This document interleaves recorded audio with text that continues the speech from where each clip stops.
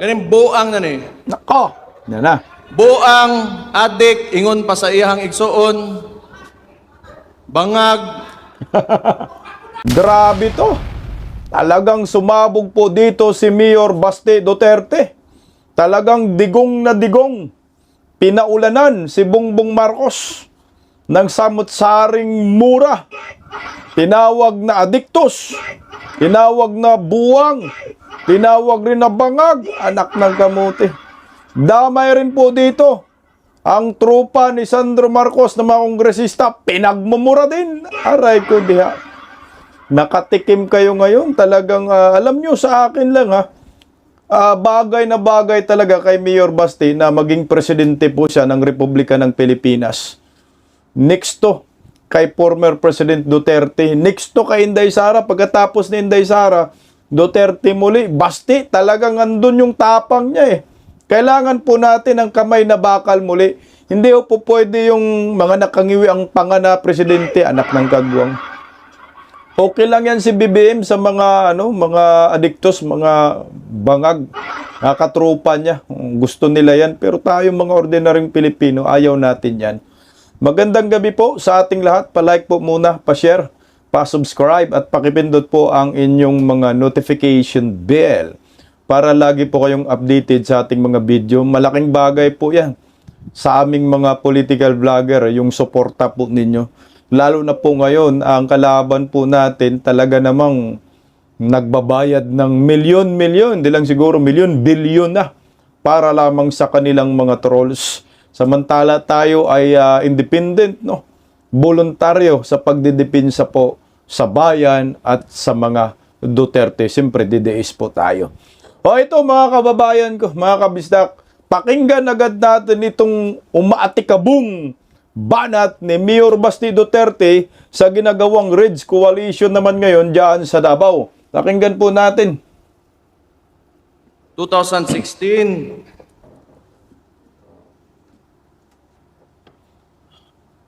yung tatay ko, si former Rodrigo Roa Duterte, tumakbo presidente. Nagsimula siya, may survey, 15 to 20%. Okay? Ngayon, lumabas siya sa kampanya at sinabi niya, dalawa lang ang plataforma niya.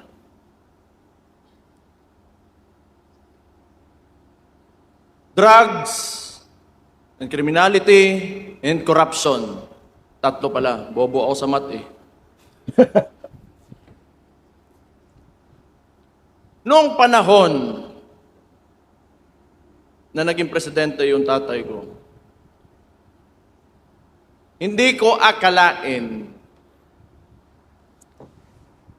na babanggain niya talaga yang tatlong pinakamalaking problema ng Pilipinas at nailagay siya ng Pilipino kasi alam nating lahat na yan talaga ang problema ng Pilipino kaya't hindi tayo umaangat. Kaya nailagay siya ng mga Pilipino bilang Pangulo ng Pilipinas. At anong ginawa niya? Inalis niya lahat yon at kung anong sinabi niya sa entablado, talagang ginawa niya. Kaya bumaba siya ang approval rating niya. Kung hindi 90, nasa 80, hindi bababa dyan. Tama ka dyan, Mayor Baste. Ibig sabihin nun, kamong mga pobre, kanang mga komunidad, kayo mga nasa community, naramdaman nyo ang pagmamahal niya sa bayan niya at sa mga Pilipino. Ngayon, because my father, his core, is a lawyer. He doesn't want to amend the Constitution, to change the laws or whatever to extend these terms. Because he respects the Constitution. Ngayon, tatanungin ko kayo. Kung kayo pagpipiliin ng panahon na yon, kung kayo lang, hindi galing sa kanya, Itutuloy nyo ba yung termino niya? Itong si Marcos, Stop muna tayo doon. Gusto ko lang dumugtong doon kay Mayor Basi. Sunod kasi banatayan lahat kay BBM eh. Alam nyo po kasi yung revolutionary government, naglunsad po tayo doon, RevGov, no? Kasi ang gusto po natin, si Tatay Digong, ay maging presidente pa rin hanggang kaya pa niya. Yan ang pagkakamali ng maraming Pilipino, hindi po sumuporta doon, ay sa bagay, hindi rin kasi ayaw rin ni Tatay Digong talaga na ma-extend ang kanyang termino. At saka may nag-attempt pa nga na talagang baguhin yung konstitusyon at si Digong magkaroon ng extension ng termino. Dahil nga, maganda naman yung performance talaga ni Duterte dahil nabitin lang dahil sa pandemic. Ang problema, si Tatay Digong ayaw ng ganun. Talagang sincere siya na sumunod sa batas. Pero, ang mga tao, aprobado. Approve tayong lahat na si Duterte ma-extend ng termino dahil yung trust in approval rating niya mataas. Isipin mo, pagbaba niya sa pwesto, mantakin mo. Iniyakan ng maraming Pilipino, mga OFW, yung PRRD pasasalamat, nandun po ako dun sa Lunita, iyak talaga mga tao dun eh. Kasi nga si Tatay Digong, sineryoso niya. Yung kanyang pangako nung eleksyon nang naging presidente siya, tinupad niya. Kaya ang mga tao that time talagang nasulid talaga kay Digong. Ngayon nga lang dahil wala na sa kapangyarihan si Digong, nagbaliktaran ng mga politiko at saka yung administrasyon ngayon kakampi na ng mga komunista, dilawan, nakasakay talaga sila, pinagtulungan si Tatay Digong. Siyempre si Bongbong Marcos, wala naman pong kakampiyan, wala naman sila talagang mga supporters. Kaya dumadampot siya ngayon sa mga kaliwang grupo, komunista, dilawan, penklawan. Kaya ito sila, yung pamalakad ngayon ni Bongbong Marcos, pure talaga komunista at dilawan. Tuloy, Mayor Baste. ganing buang na ni. Nako! Yan na. Buang, adik, ingon pa sa iyang igsoon, bangag, sirayong puwet, diverculitis, Patay! kung ano-ano pinapasok siguro dyan. Ano achievement nito? Binalik yung droga, binalik yung kriminalidad, binalik yung korupsyon. At ngayon yung putang inang yan, gusto pa magpatagal ng termino niya. Magaling din.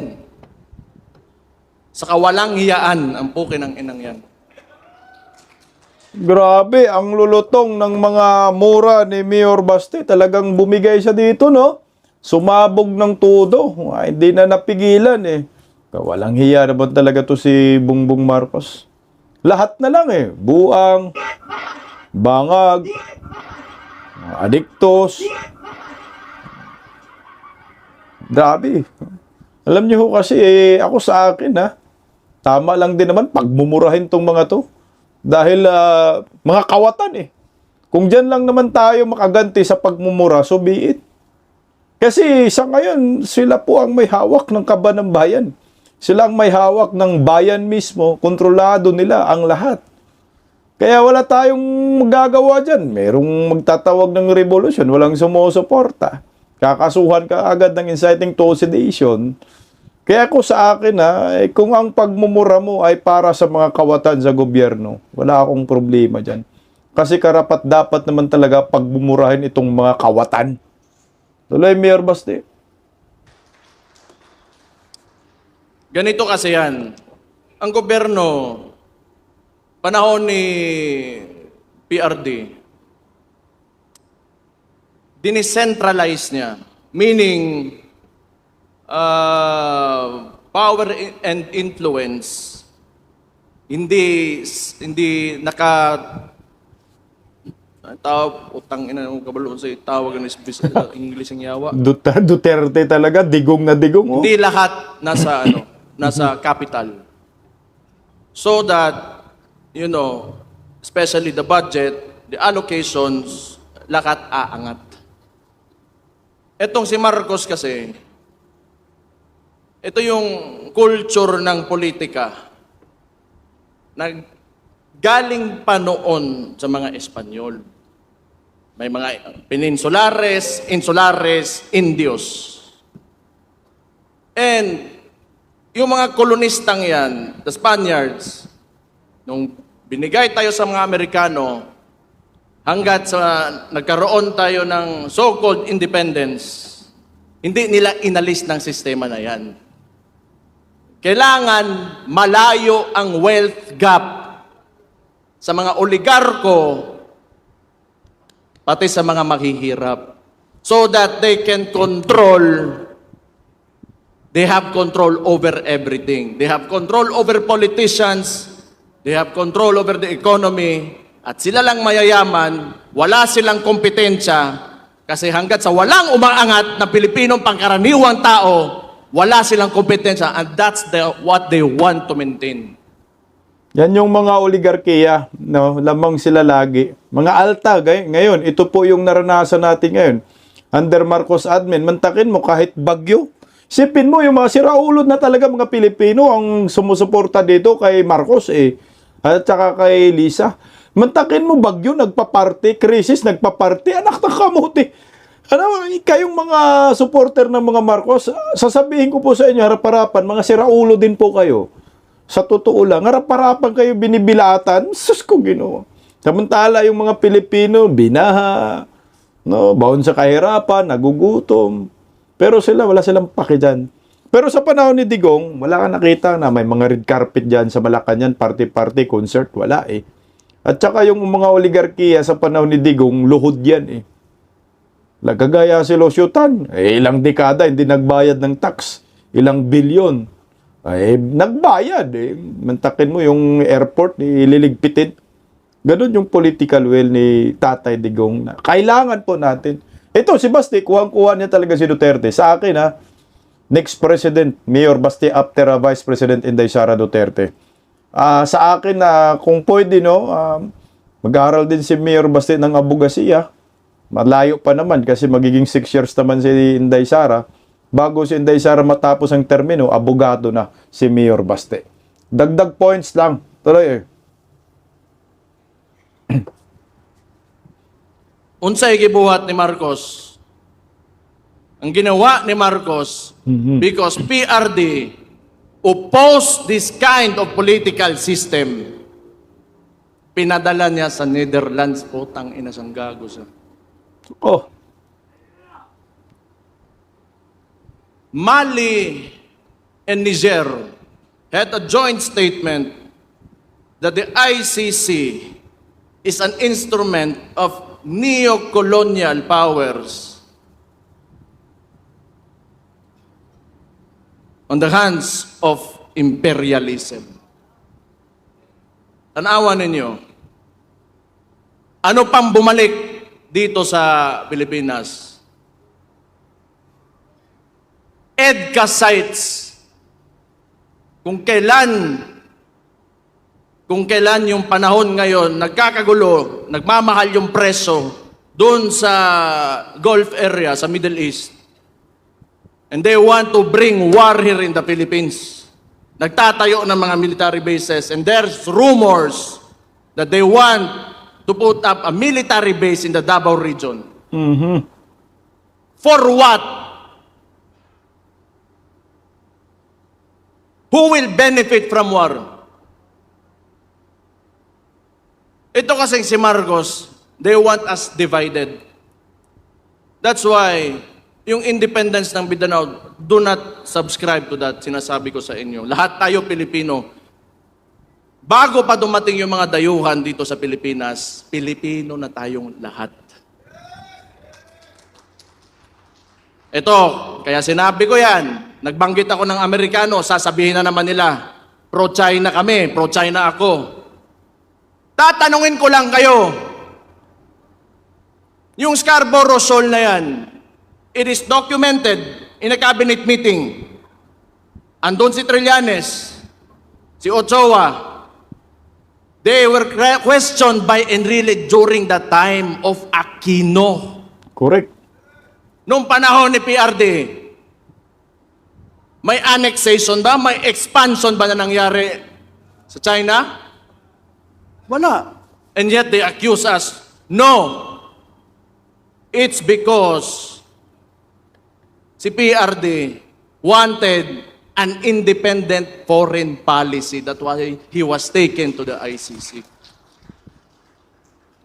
Alam nyo po, tumpak po yung sinabi ni Mayor Baste, kaya si Tatay Digong ay dinala sa ICC because of politics. Kasi kasagsagan yun ng election eh. Natatakot kasi si Bongbong Marcos na masiro sila. Zero naman talaga kung hindi po minagic ni George Garcia budlat ang mata. At malalaman din yan pag Sinday Sara na maging presidente, dali kayo dito. At saka yung criticism ni Tatay Digong, sino ba yung nagsiwalat ng gaan na blanco? Si Tatay Digong rin yan. Kasagsagan din po yan ng ng 2025, di ba, January. At saka sinabayan pa niya yung gold reserve. Tatay Digong rin po yan. Hanggang ngayon, walang naghahanap dun sa ginto eh. Di ba, yun po yung hinahanap natin, mga ganyang datos. Walang nagki-question, mga kaliwa, hindi kini-question. Pati yung mga blanco. Pati yung sa PhilHealth. Mga kaliwa, hindi nagrarally patungkol sa PhilHealth. Hindi na rin hinahanap. Ang dami pong hinahanap natin. Pati yung Maharlika investment scam. Hinahanap rin po yan ni former President Rodrigo Roa Duterte. Nasasaktan sila. Kaya ang nangyayari, ayan, si Tatay Digong, nag-suffer ngayon sa ICC na kahit qualified siya sa interim release dahil matanda na, ayan, pinilit pa rin. Ininsist pa rin ng International Criminal Court na hindi po pwede bigyan ng interim release dahil banta pa rin po si Tatay Digong. Banta yan. Hirap na nga ho maglakad, katumba-tumba na. Tuloy, Mayor Basi.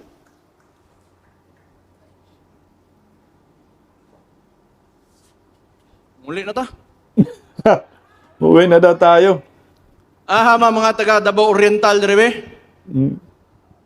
Tingog mo. Oy. Del Norte. Barm. Allahu Akbar.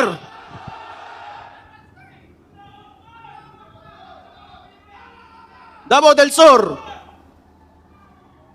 Uy, gibutang mo mas likod. Luuya gud ninyo. Occidental. Usara ka buok. Di, bitaw.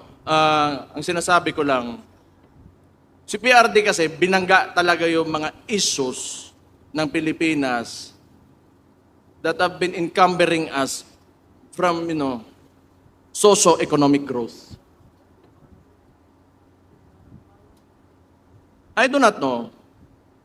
Maybe, probably, these oligarchs do not want the Filipinos to know. Kasi nga, pag ikaw may negosyo, you do not like competition eh. And when you give everybody a chance, an opportunity to, lift themselves out of poverty, then you get a mind of your own. Tapos magkakaroon, they will speak against you and, criticize. Ayaw nila nun. They will not profit from it. So muna, katong na presidente akong amakan, muna suko kay na sila, galit sila kay PRD kasi siningil yung tax, pagpapayarin sila yung utang nila sa gobyerno. And for what? It's because so that money can be used for people. Tanawa karon. Hospital, PGH used to have 100 million a month.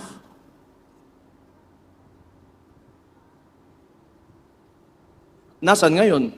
Wala 60 na. billion, nakita nyo kanina. Kinuha sa PhilHealth.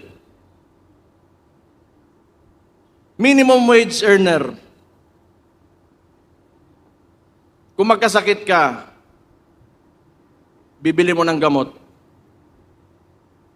Ano pambili mo ng bigas ngayon? Ano pang gastos mo sa eskwelahan ng anak mo? Saan mapupunta ang pobre na Pilipino if the government will not deliver the basic services that they deserve? Alam nyo po, ano rin yan tumatatak rin po yung 100 million amount na ibinibigay ni former President Rodrigo Roa Duterte sa PGH. Monthly yan hindi lang one time yung bigayan, monthly. So from Office of the President na budget, automatic na po yan sa PGH mapupunta 100 million. Kaya maraming nakaabil ng mga libreng paggamot. That time, maraming pundo, no? Kaya natutuwa po yung PGH dahil si Duterte lang po ang nakagawa that time. Pero ngayon, under Marcos admin, wala. Nga po ang lahat. Tuloy natin, Mayor Baste.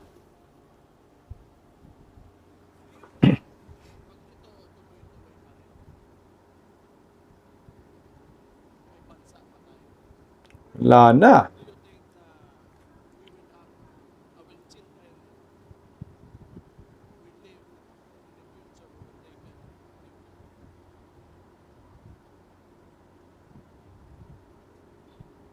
Tungkol sa kwarta.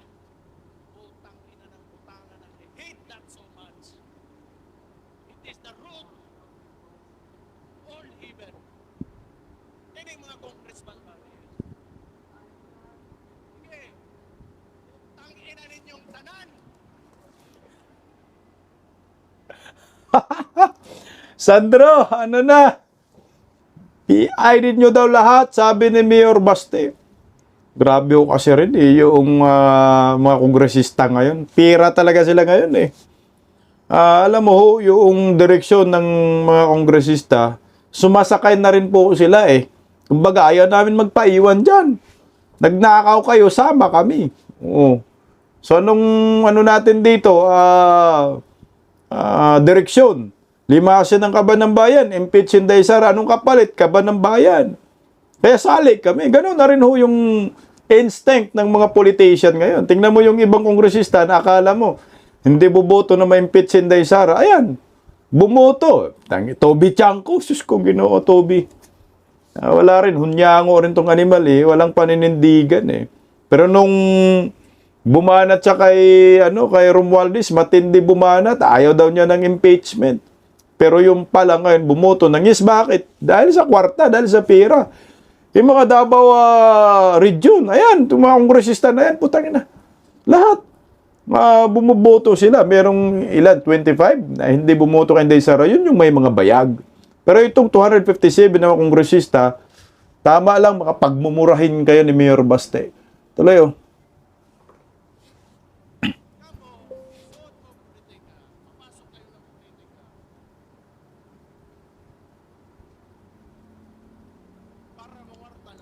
Mhm.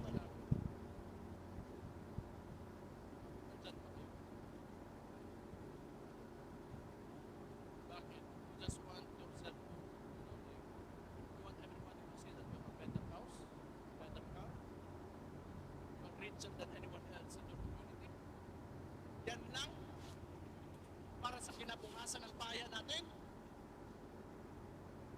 Utang ina, umalis na kayo dyan. Tindi to pag naging presidente. Grabe.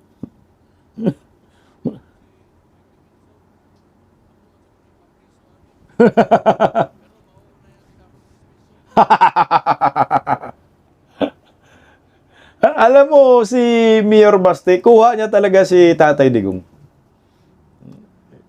Talagang digong na digong.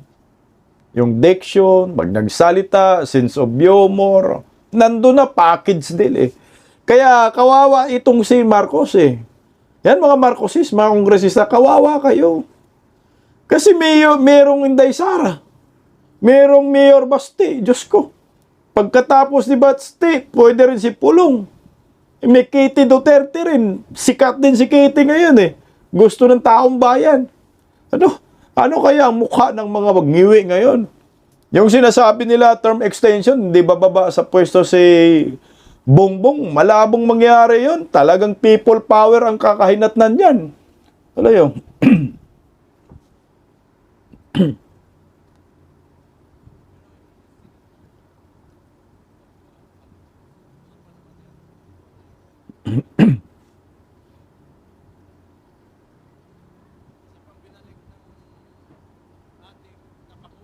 Boom!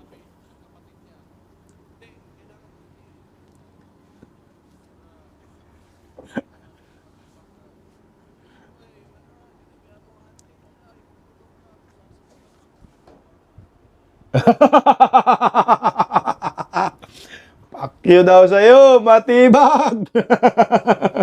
Marunong na rin si Mayor Baste. Dapat may dugtong para hindi kasuhan ni Patibag. Pakyo daw, matibag. Ano na? Mayor Baste, mapagpatol pa naman. Iyakin to si Matibag eh. Katikim.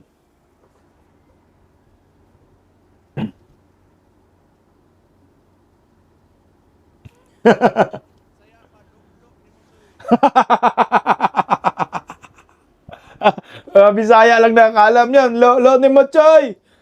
Bot, mga uplok kayo. Butay na, bukas baka magsampa na ng kaso to si Matibag. Daloy Mayor Baste, oh.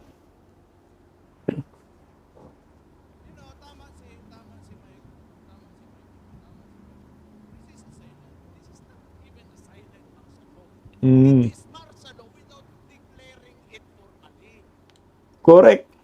Ang dami na nakukulong, may mga kaso, and for what? Because they oppose, the actions of the administration. Why is that so wrong? Ikaw, Presidente, that would be good information for you to fix your country. Correct. Because it would be right. It would be good for the country. Bakit ayaw mo ng oposisyon? Bakit ayaw mo magsabihan ka kung ano yung nangyayari sa lugar mo? Kasi baka kasama ka talaga sa Davao. At ano sinabi? Hindi naman tayo magtataka. Lumabas na nga si Martin Romualdez. That was actually an admission that there are anomalies in the preparation of the budget. Ang sinabi na lang, hindi siya ang mastermind. And who is higher than Martin Romualdez? Sino susunod? Sino pipirma ng budget? Ferdinand Bongbong Marcos Jr. ating bangag. Bong! Sabi ng kapatid niya.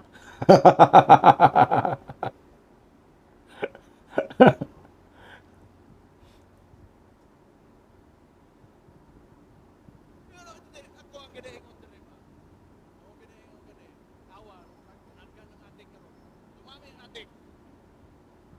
Dito sa Davao, lagi may huli. Sa ibang lugar, wala. Hinahayaan nila. Tapos yung mga pulis. Kasi pag hinuli mo ating, magagalit si Bongbong.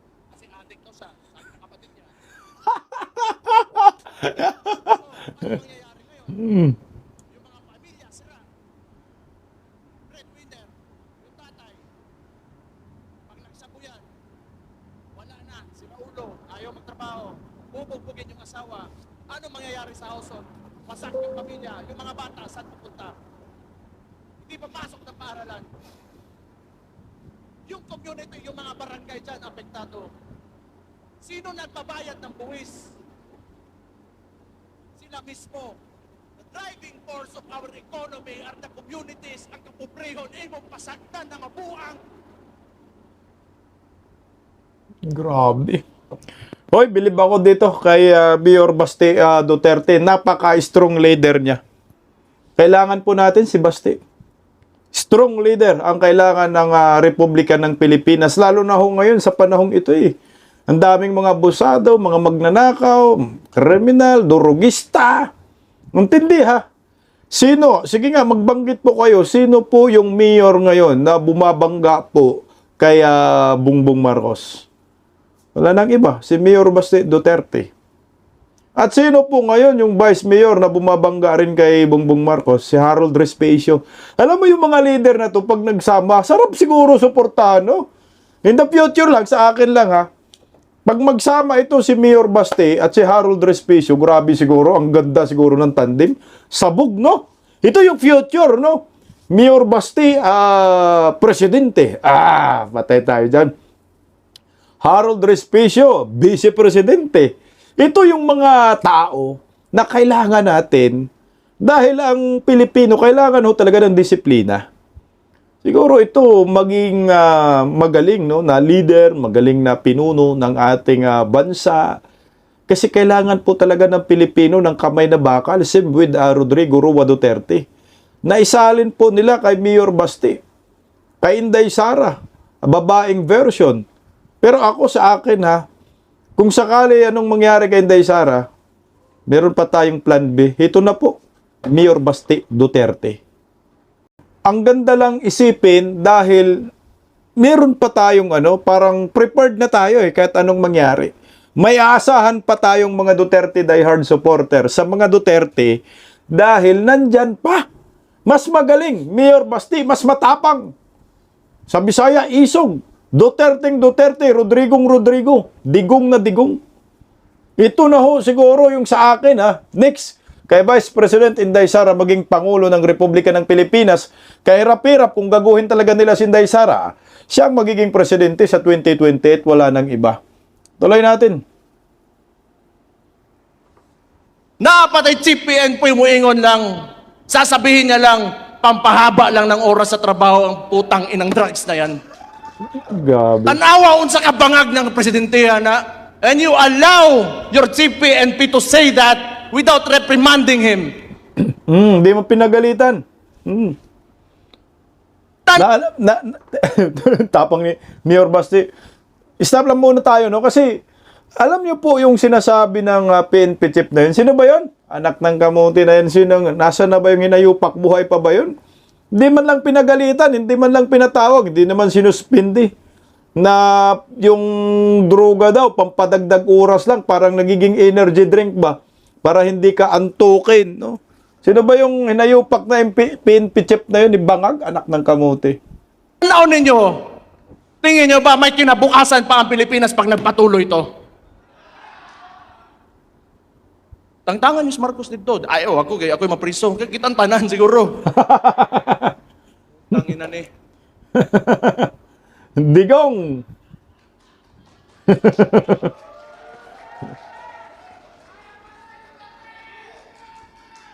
Yun ba? Yun yung sa impeachment. Balikon lang nako ani mga congressman. Ako, believe ako doon sa, how many do we have who said no? 25? Give a round of applause to those people. May paninindigan yun, Utang bitching ko. mo, taga Davao, pangampanya ito ninyo dito sa Manila. Kay tabang ito ninyo. Itong mga ni Nogyo Daningguan. Kana na yung mga itlog ng mga congressman. Mutang ina nila. Kaya manag-yes, huwag nyo na. Ano nga yun? 20 million, 5 million MOOE, 20 million outright cash, 5 million MOOE, 200 million then 200 million budget. for later release. Si Dimple Mastura nag-no, di ba? Oo. Ha? Abstain. Nasto nga. Okay na. Pwede no, pwede yes. 200 million budget. And, ito pang narinig ko, Constitutional Assembly to extend the term of the incumbent politicians. Lahat. That means, including the congressman. So, kung nakinig lang kayo sa akin, before the midterm elections, I already said this in Cebu, I said this everywhere I went. Yung bangag na yan, ayaw bumaba. Kasi alam niya, pag bumaba siya, makukulong siya. Yan talaga, legit po yan. Kaya ayaw bumaba kasi nga makukulong. Ang daming kaso. Patong-patong na kaso. Talagang habang buhay na pagkakulong, kulang lang dyan kay Bongbong Marcos. Kung may death penalty pa, death penalty na yan Alam mo yung sinasabi ni Mayor Basti na mag-change ng constitution, extend yung termino ng mga kongresista, extend yung termino ng mga senador, presidente. Alam nyo, pinagbabawal po talaga yan sa saligang batas Kasi mautak din sila no? Ito yung pinangandakan nila. O sige, kayong mga senador, kailangan impeach natin si Inday Sara. Pag na-impeach, magkaroon tayo ng tsa-tsa So, yung termino natin, extended. So, hindi sila gagasto sa eleksyon, no? Makakatipid sila ng kanilang mga ninanakaw. Extended tayo. So, yung magiging kapalit kay Inday Sara, yung pipiliin dyan sa Senado or Congressman. Pwedeng pipiliin ni Bongbong yung Congressman, hindi naman qualified si Sandro, pero kung baliin nila, baka si Sandro pa magiging Vice Presidente kung pilitin nila na si Inday Sara ay ma-impeach, no? Pero malaking gulo po yan dahil illegal po ang term extension na gusto pong mangyari ng tropang bangag. Kasi 6 na taon lamang ang termino ng presidente. Lahat, no? Ang pagpapalawig pa rito ay pag-agaw sa kapangyarihan ng soberanya at ang pag-aaklas ng mamamayan ay kinakailangan at isang tungkulin. Ang lahat ng halal na opisyal ay dapat sumunod lamang sa kanilang itinagdang termino ayon sa batas, ha? Kung hindi, magkakaroon ng kaguluhan o anarkiya. Ganun talaga ang mangyayari. Mag-aaklas talaga ang taong bayan dyan. Mag-people power talaga ho yun dyan. Matutulad si Bongbong Marcos sa kanyang tatay. Sa bagay, history, repeatedly. Pabalik-balik lang naman ang buhay ng Pilipino eh. Mga magnanakaw noon, magnanakaw ngayon. Isang apelido, sila lang din. Nagiging bobo rin tayong lahat dahil binoto natin. Tuloy oh. Nasa liderato kasi yan lahat. Kayo, mga leader kayo sa lugar nyo. If you allow looting of, public funds, then that is because you allowed it. If you do not allow it and you have strict policy against corruption, hindi talaga mangyayari yan. Ang problema, sabi nga ni Martin Romualdez, hindi siya ang mastermind. And sino yung leader? Sino yung ulo ng Pilipinas ngayon? Si Marcos. I do not know if Martin was pertaining to kaning adik nga bangag nga way uwaw bawgbaba nga presidente nato. Ingon siyang igsuon, ha. Sabi ng kapatid niya, ang bahog-baba, totoo yan kasi kausap ko yan kasi tinulungan ko yun yung kampanya. Amoy ko, bahog-baba, ng tawanan eh. Putang ina! BBM, mag-toothbrush ka! Ang baho daw ng bunganga mo. Sa bagay kasi, alam mo yung mga nagdudruga, no, talagang mabaho po yung kanilang mga hininga dyan, mga bunganga. Kasi ako sa akin, meron po akong nakasama na ganun eh. Nagdudruga, pero hindi ako nagdudruga. Yan sila, puyatan, alam mo yung gamit lang, yung iniinom nila soft drinks. Pagpasok ko, kita ko, nandyan sila nagmamadyong, nagdudruga. Buti hindi ako napasama dyan eh. Ang baho ng mga bunganga, grabe. Hindi pa yan naliligo. Yung mga adiktos, hindi naliligo yan. Takot sa tubig ang mga yan. Kaya ang resulta, mabantot, no? Dugyot, yan. Yan si Mayor Basti naman ang nagsabi kasi nakausap naman daw niya. Buti hindi nahilo si Mayor Basti. Tayo. Pero noon, sa totoo lang, naloko rin talaga ako. Akala ko, wala lang, parang walang buot lang talaga to. Walang Parang isip bata daw. lang ba? Ngayon, bata talaga at adik pa talaga, sabi ng kapatid niya.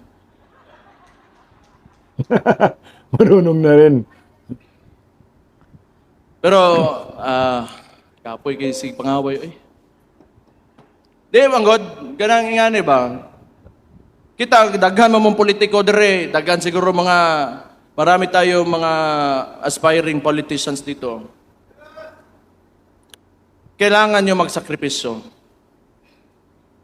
Kailangan ninyo buhian ang inyong attachment to material needs, money and material needs, attachment to power, attachment to kasi hindi talaga aangat yung bansa natin if we go into politics para lang sa sarili natin. Okay lang, o gihatag ibigay ng Diyos sa iyo, ihatag sa Ginoo sa imuha, nga musaka kasi imong kinabuhi, in whatever way, maayo, og naa, maayo, og wala, o kirabod. Grabe, mabuhay ka, Mayor Basti Duterte.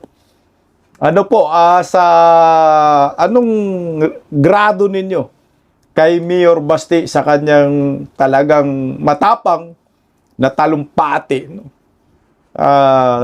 Sumusugat, no? Sa mga puso ng mga kawatan, lahat ng mga banat ni Mayor Basti. Strong leader si Basti.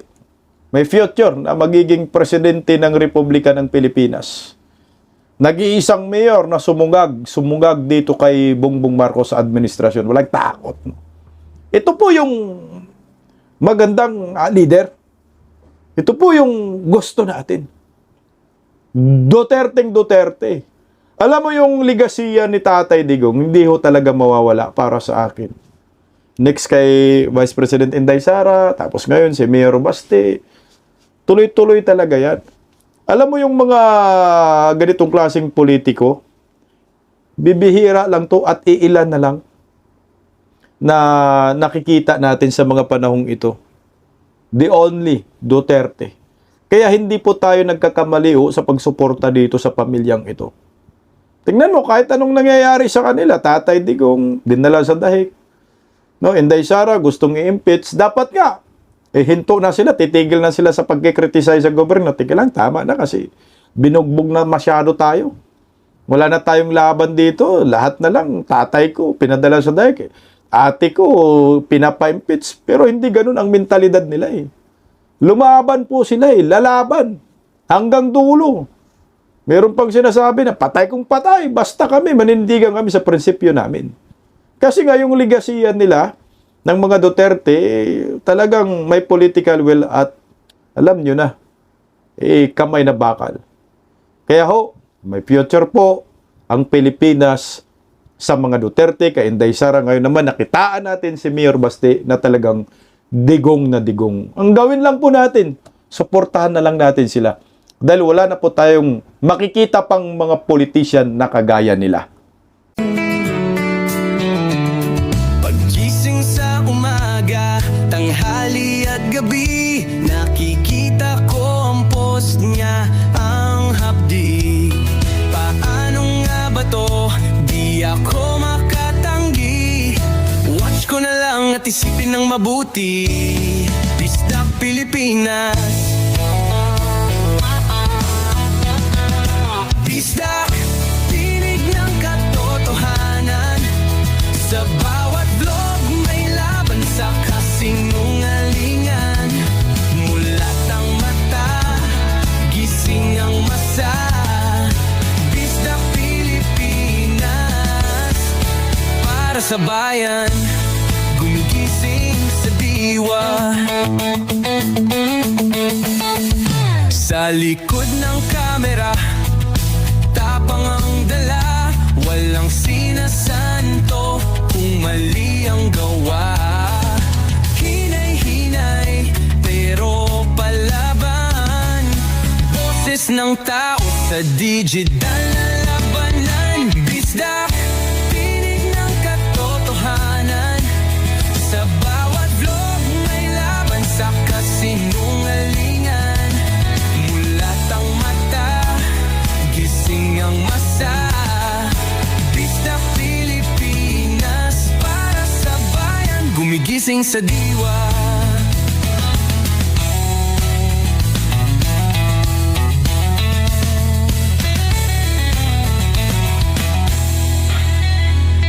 Hindi artista, hindi politiko, pero ang katotohanan, sigaw niya ay buo. Sa YouTube o Facebook man siya makita, may aral ka pa rin, may uwi sa bawat salita.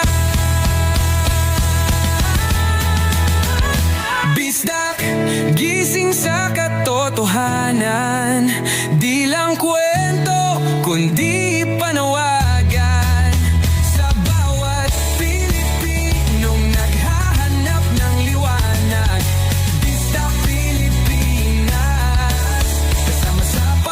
unang bayan. Pista Pilipinas, boses ng masa, gising ang diwa. Sa vlog mo, may pag-asa.